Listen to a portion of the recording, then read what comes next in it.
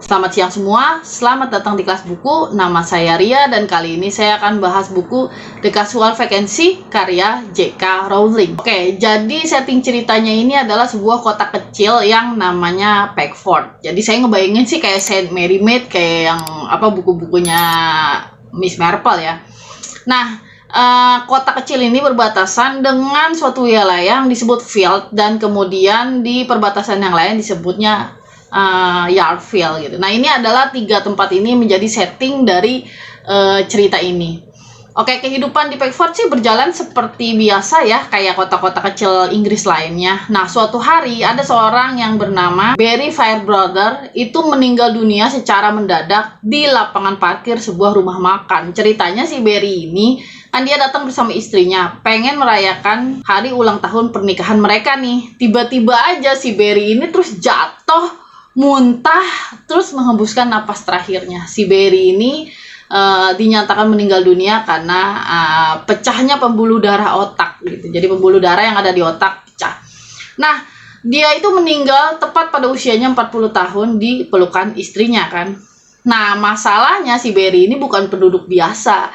Barry ini adalah ketua dewan kota dan dia benar-benar memberikan seluruh perhatian dia ke kota itu gitu. Sehingga pada saat dia meninggal dunia, mulai ada permasalahan di kota gitu. Karena kan mereka harus memilih nih ketua dewan kota yang baru gitu. Jadi disitulah kemudian awal dari permasalahannya itu gitu. Tokoh-tokoh di sini tuh banyak banget, tapi mungkin saya akan membahas melalui kategori dari kelompok-kelompok atau keluarga-keluarga yang berada di satu kendaraan politik gitu ya. Jadi orang-orang yang ingin menggantikan si Barry. Oke, sekarang yang pertama adalah Miles Morrison. Nah, Miles Morrison ini adalah salah satu anggota Dewan Kota yang sangat berseberangan pendapat dengan si Barry ya. Jadi sebenarnya sih permasalahannya nggak gede-gede amat gitu. Jadi selama Barry itu menjadi ketua Dewan Kota, dia tuh banyak banget ngasih perhatian pada orang-orang yang tersisih gitu. Misalnya contohnya orang-orang yang punya masalah kecanduan narkoba gitu. Nah, itu dia sangat sangat perhatian sekali sehingga dia membuka sebuah klinik. Klinik ini adalah klinik metadon ya. Jadi ini sebuah kayak pengobatan untuk orang-orang yang memiliki permasalahan narkoba. Cuma masalahnya klinik ini menyedot dana yang sangat besar. Ada beberapa kelompok orang yang menginginkan bahwa ya udah klinik itu ditutup aja gitu. Nggak usah lah ngasih-ngasih dana pada orang-orang yang udah kecanduan narkoba. Mereka tuh udah jadi sampah masyarakat dan nggak mungkin akan diperbaiki lagi gitu. Sementara si Barry ngotot bahwa klinik itu harus tetap ada dan harus tetap didanai oleh kota gitu kan. Yang jadi permasalahan adalah bagi Barry itu bukan masalah si pecandunya sebetulnya. Barry itu lebih memperhatikan keluarga si pecandu gitu. Bayangin kalau misalnya ada orang tuanya pecandu, gimana nasib anak-anaknya? Gimana nasib keluarga dari pecandu itu gitu. Itu yang diperhatiin sama Barry sebetulnya, kenapa dia tetap ngotot klinik itu tetap buka gitu. Salah satu dari para pecandu yang diperhatikan oleh Barry itu ada seorang perempuan yang namanya Crystal. Crystal itu masih SMA ya. Dia itu punya ibu yang seorang pecandu, terus kemudian punya adik masih kecil. Menurut Barry itu Crystal itu luar biasa sekali. Bayangkan dengan keadaan seperti itu, rumahnya sangat miskin karena mereka punya apa-apa pasti dijualkan sama ibunya untuk membiayai kebiasaan buruk ibunya itu. Tapi si Crystal ini berhasil loh, dia tetap sekolah walaupun sekolahnya agak aut-autan, tapi kan dia tetap sekolah gitu. Walaupun dia dibilang perempuan gak benar sama teman-temannya karena pakaiannya dia, karena dia memang senang godain cowok, tapi dia tetap sekolah dan dia tetap ngurusin adeknya gitu. Adeknya itu diurusin sama dia. Sampai Barry itu sempat ngasih janji sama si Crystal, kalau kamu nanti lulus SMA, saya akan carikan kamu pekerjaan. Jadi kamu sama adik kamu bisa lebih baik hidupnya gitu. Dan karena hal seperti itu, tentu saja Crystal semangat dong sekolahnya gitu. Nah, kematian Barry itu sangat menghantam Crystal gitu. Jadi dia bisa dibilang benar-benar kehilangan figur dari orang yang melindungi dia gitu. Si Miles itu adalah seorang bisa dibilang dia tuh sebetulnya nggak punya pendapat apa-apa. Dia tuh termasuk warga yang apatis gitu, bahkan terhadap kehidupannya sendiri.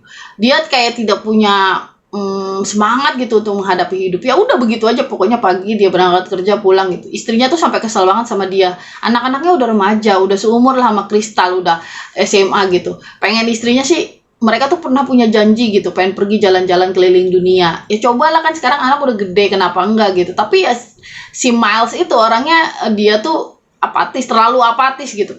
Yang membuat dia sebenarnya mengajukan diri jadi calon ketua dewan kota itu sebetulnya bukan karena keinginan dia sendiri, tapi keinginan dari orang tuanya. Nah, orang tuanya ini adalah orang-orang konservatif yang sangat keras menentang si Barry ini. Ini calon yang pertama dengan daerah masa permasalahan yang di sekitar mereka. Calon yang kedua ini adalah kebalikannya dari yang calon yang pertama.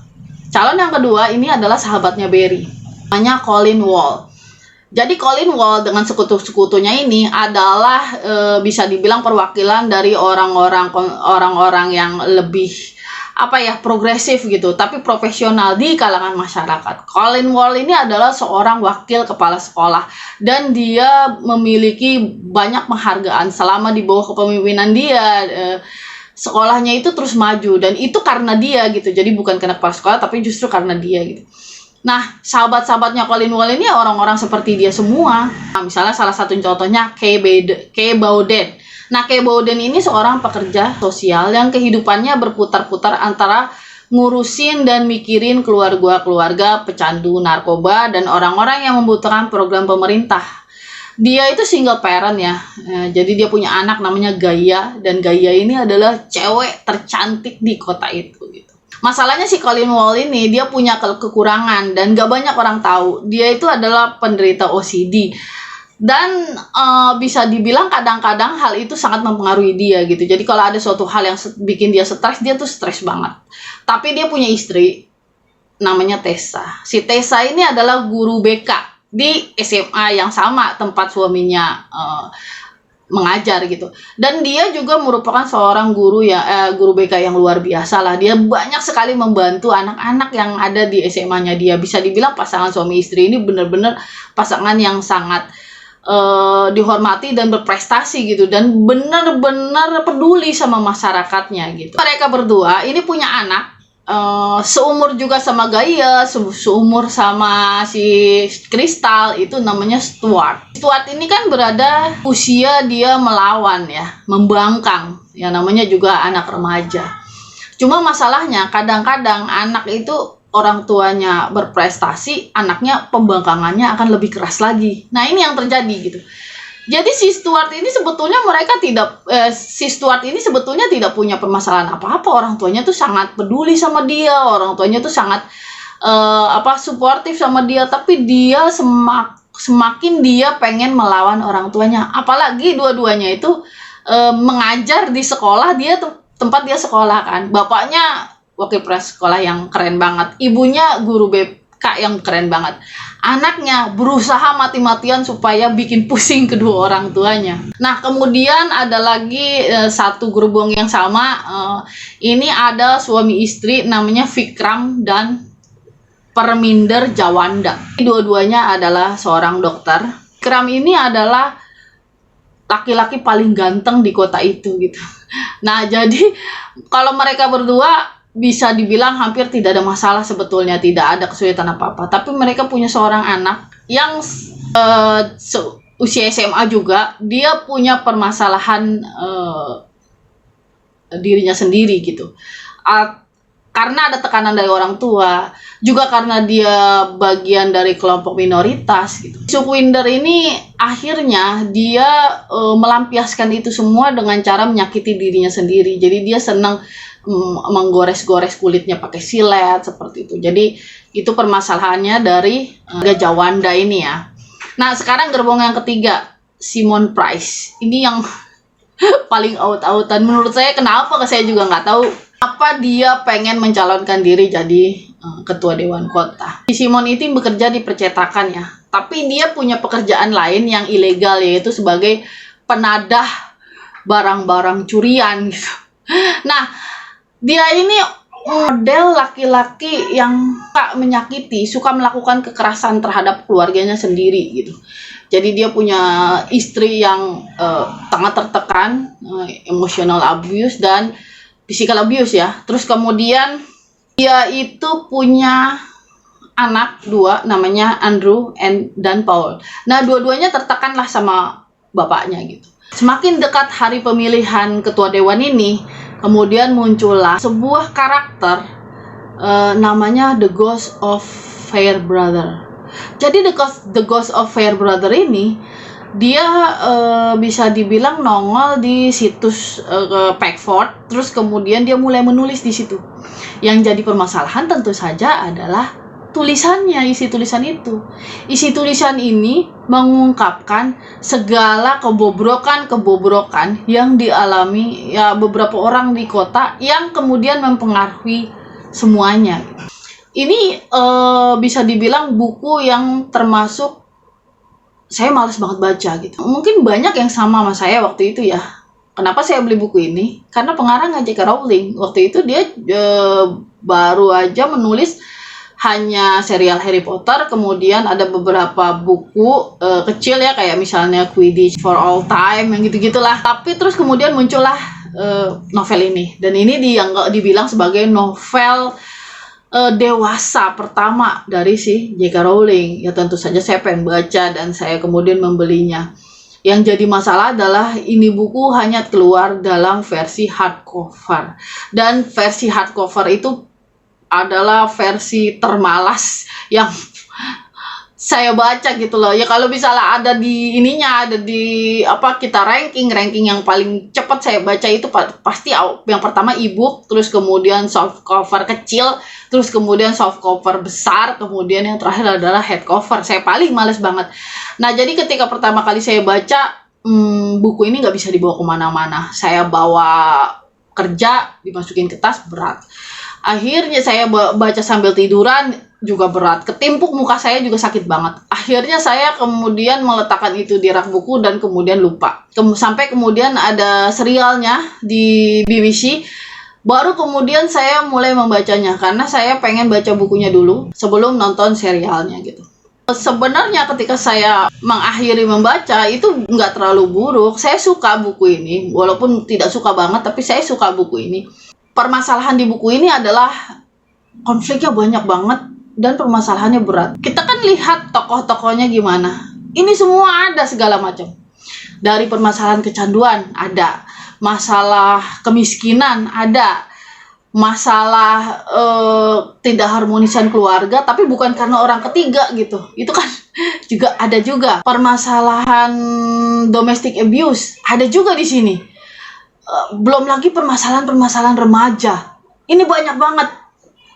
Jadi kita tuh baca ini kayak sek dengan segala masalah gitu. Jadi sampai saya bilang gini, ini kalau kita cari masalahnya dari sudut pandang manapun, itu pasti ketemu. Ada aja. Dari kriminal ada, psikologis ada gitu semua. Misteri juga ada gitu. Jadi bisa dibilang sebenarnya ini bukunya menarik, cuma terlalu banyak masalah sehingga bukan cuma secara fisik bukunya itu berat, ceritanya pun berat. Dan ketika saya nonton TV serinya itu dipecah jadi 3 episode ya. Itu saya lebih suka sih TV serinya. Jadi TV serinya ini tidak secara sangat setia mengikuti buku. Jadi dia hanya mengambil sesuai lah dengan buku, tapi ada beberapa hal yang dirubah lebih ringan sedikit, walaupun kalau kita bandingkan dengan TV seri yang lain, serial ini termasuk berat juga, tapi kalau dibandingkan sama bukunya ini termasuk ringan. Banyak hal yang kemudian tidak dibahas gitu di buku ini. Dan salah satu yang saya suka adalah di TV seri itu endingnya tuh dirubah, jadi tidak persis sama dengan di buku, tapi menarik gitu. Dan menurut saya lebih lega lah kita ketika nonton TV serinya. Sama-sama agak bikin kita patah hati juga sih, dalam artian kayaknya ini kalau dikasih buat orang Amerika nggak suka karena endingnya bukan happy banget. Minimal di TV seri kita bisa melihat ada beberapa harapan gitu di sini gitu. Kalau disuruh milih antara dua, saya lebih suka TV serinya. Oke. Sampai di sini pembahasan buku kali ini. Kalau ada yang salah dalam pembahasan buku saya, atau ada yang mau diperdebatkan, ada yang mau ditambahkan, silakan tulis aja di kolom komentar di bawah ya. Akhirul kalam. Assalamualaikum warahmatullahi wabarakatuh.